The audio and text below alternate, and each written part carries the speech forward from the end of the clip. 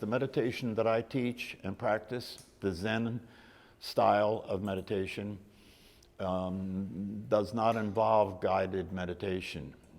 And it's intended to be pure in the sense that you are being still, you are being silent, and you are paying attention to the breath.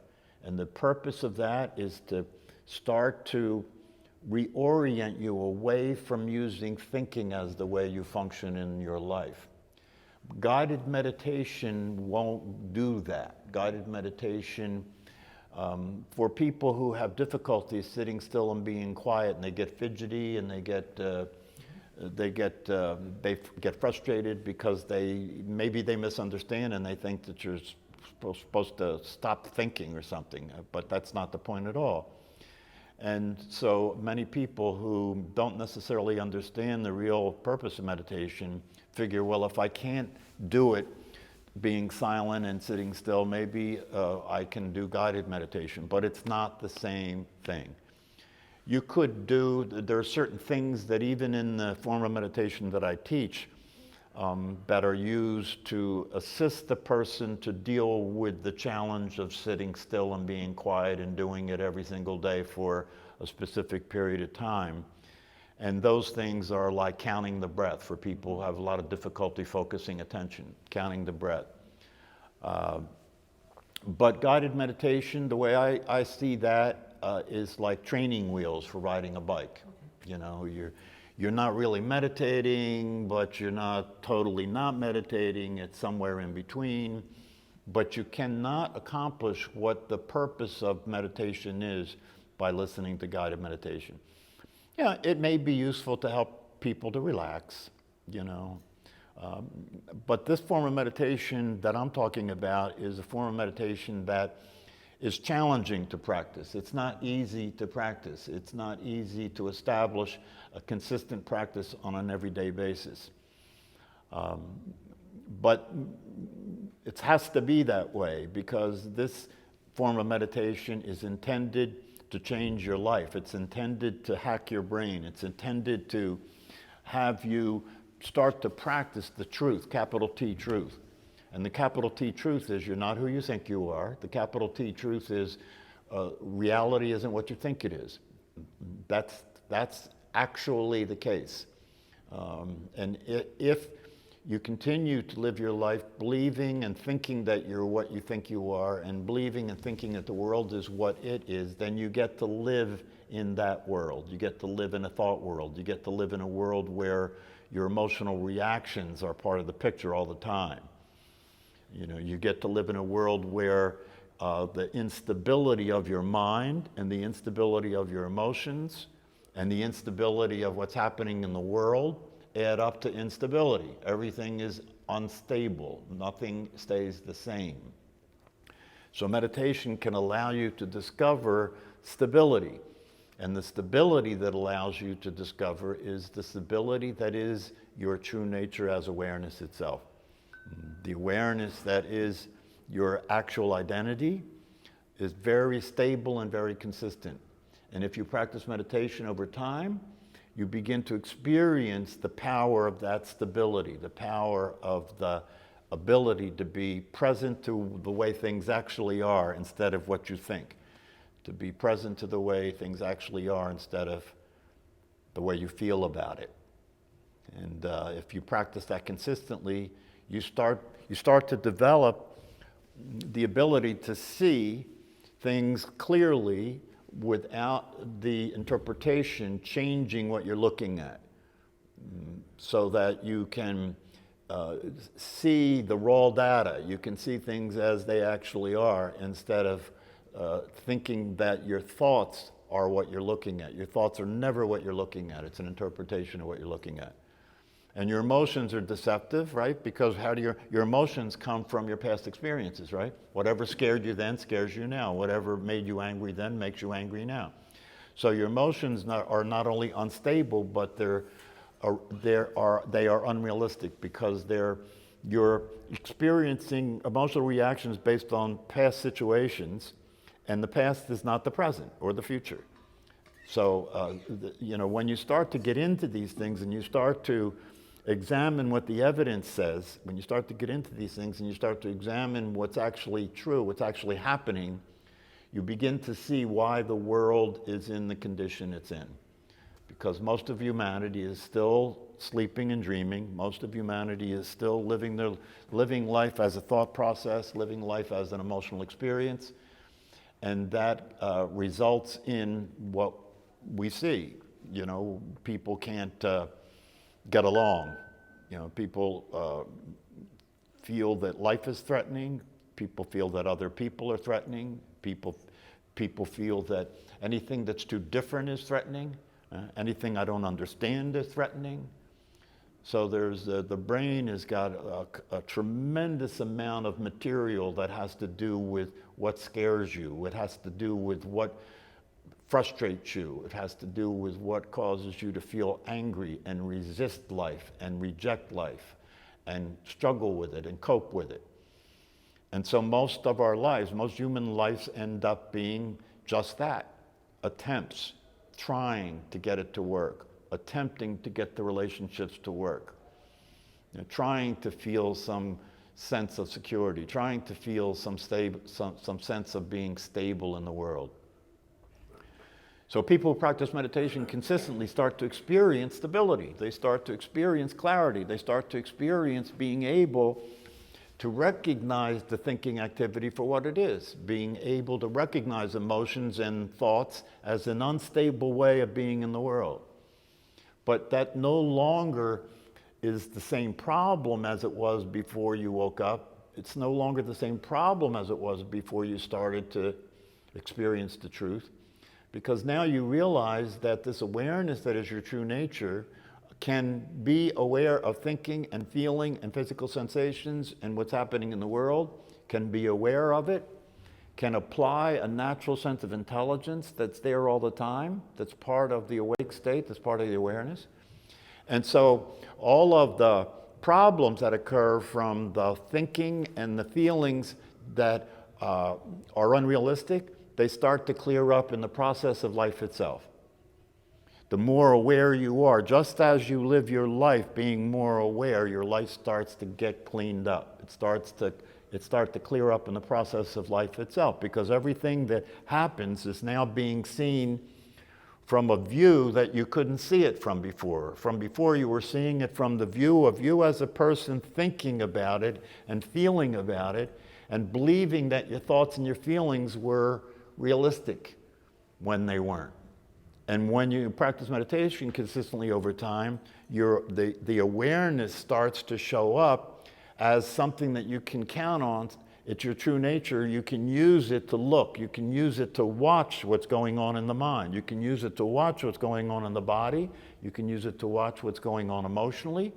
And you can use it to see what's actually happening around you in the world. And when what you think and what you feel doesn't fit what's going on in terms of what your intention is, you abandon it. You abandon the thought process. You abandon the emotions. You let them run. But you stop following them. They start to become something that's occurring in awareness instead of awareness occurring inside them. Awareness starts to become the true North Star. Awareness starts to become the true guide that you can trust, the true stability that you can count on. And when you start to get clear about that, meditation has a special meaning. It has a special meaning. It's you're practicing showing up for life in a way that actually works.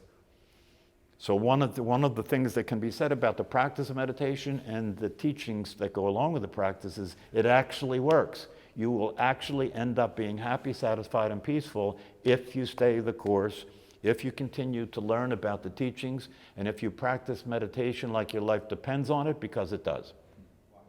Because the 8 verses of training the mind is like you have to have the right combination to get access to that teaching. It's a very high teaching. If you try and practice the 8 verses of training the mind as a personality, you'll fail.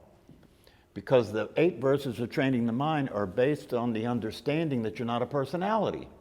That's what you're practicing. That's So what you're. How should I be practicing it? The way you should be practicing it, first of all, you have to practice it from the understanding. You have to practice from the understanding that, okay, I get that the teaching is teaching me that I am not a personality. Okay, I get that the teaching is teaching me that, right? And if that is the case, then anything that goes on in my interaction with the world as a personality is something that I should be willing to just cast aside, because it's not realistic, it's not true. I'm not a personality. That's what you're practicing. See, so if you do it as a personality, you would say what you're saying. And by the way, when you talk about, how people are, you have to understand something, that almost everybody on the planet is sleeping. Almost everybody on the planet thoroughly believes that they're a physical body and a personality. So you have to be clear about that, okay? And if you're training your mind not to be a personality. That's all. You're training your mind not to be a personality. So anytime a situation arises where the opportunity to be a personality is occurring, that's what you're not doing. It's not about being a humble personality. That's a mistake. It's not about being a humble personality. If you know who you are, humility is part of your actual nature. It's not a practice. If you know who you are, humility is part of your actual nature. It's not a practice. And so the 8 verses of training the mind are something that you have to approach with the understanding of what does it mean to have these 8 verses to training the mind? How is it training the mind? What is it training the mind about? That's where you want to start with, and understand it's training the mind not to be a personality. How does that personality show up? How does your personality occur? Where is it happening? Where's your personality happening? In your mind. How? Yeah, it's happening as a thought process, isn't it? Your personality is literally a thought process. Right?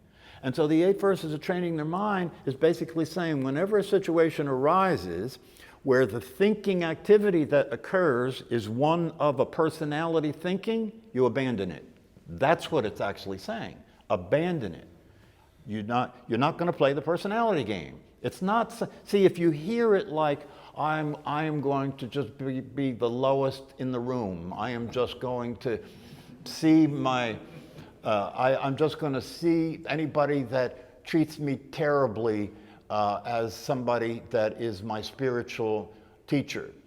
The personality will hear all that stuff in a twisted way. Do you know what I mean? It's like, oh, that's pretty hard to do that, how could I do that? I can't imagine doing that, because you're looking at it as a personality. What you're practicing in the 8 verses of training the mind is you're literally practicing abandoning being a personality. That's what you're practicing. How do you practice it? By not playing the personality game. The personality game is a right-wrong game, isn't it? Yeah, it's a right. Personality, one of the attributes of the personality is self-righteousness, isn't it? Yeah, aren't you right? Isn't the personality right? Yeah, the personality is self-righteous because the personality lives in a world where its thoughts are not thoughts, they're the truth. Isn't it?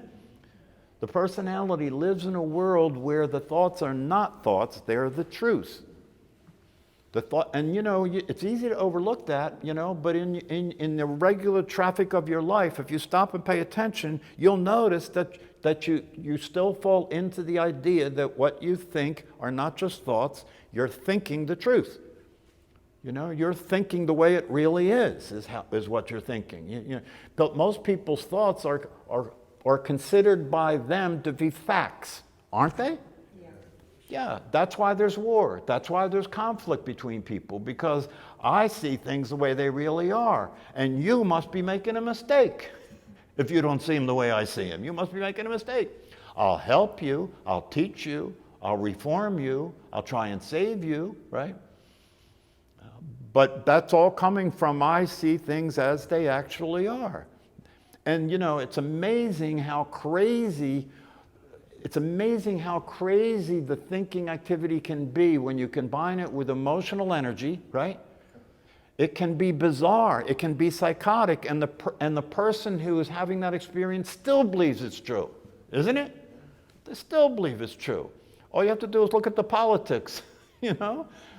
We live in a world today where you listen to some of these political leaders and you say, how the hell can anybody believe that?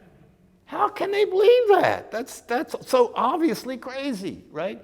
And then you see the polls and the person that's talking that insane shit is winning. Oh, what? What? All that is a model of the mind. That's what you're looking at, a model of the mind. That people, the reason that democracy is failing is because democracy is based on education, isn't it? The voters have to be educated, right? Well, all you have to do is take a look at the downfall of education, the downfall of education. That has got to be running consistent to the insane positions that people are taking politically. People are just ignorant. They're just plain ignorant. You've got to be just plain ignorant to believe obvious lies, and you believe them just because you like the person that's talking. That's crazy. That's craziness. But where does it come from? It comes from the model of the mind, because people are walking around all day long believing their thoughts without questioning them at all. It's the exact same thing.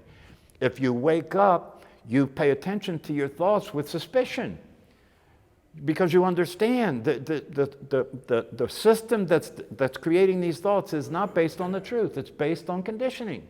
It's based on what happened, and it's based on your interpretation of what happened, and most of the interpretations were made when you were a child. And so you grow up and you're still a child. Most human beings are functioning emotionally at the level of about 6 years old. That's a fact. That's a fact. When you start looking at what's actually happening, it's no wonder things are the way they are. So what this is about is an education. This is an education. This is an education that you don't get in school, right? Because in school they don't teach the truth. They don't teach you the truth. They teach you how to play the game of life, which means they teach you how to make money, they teach you how to look good, they teach you how to compete, right? They don't teach the truth, right? So that's why most people live and die without ever having any contact with reality. So how did that get started? Oh, it got started with the question that you... Right, so the next time I have that thought, like I've got to respond to this stupid idea that my friends have, I should just look at it like, oh, that's my personality, that's my thinking, that's not real, that's not the real me. Well, the thing about it is it's not the real you, but you see, if you turn it into something like you just said, this is why it's so important to practice meditation, because meditation is an experience, it's not a thought. See, that's still a thought process. Right. See what I'm saying? That's still a thought process. So that's the personality trying to think enlightened, trying to think in an enlightened way, right? It will never work, because it's still coming from the same sewer. It's still coming from the same toilet. But my current behavior is I grit my teeth and don't respond. That's my way of handling it now, because I feel like if I respond, it just goes back and forth, it never ends. Yeah. So. But what you're doing instead of that is torturing yourself. Right. So you don't want to do that.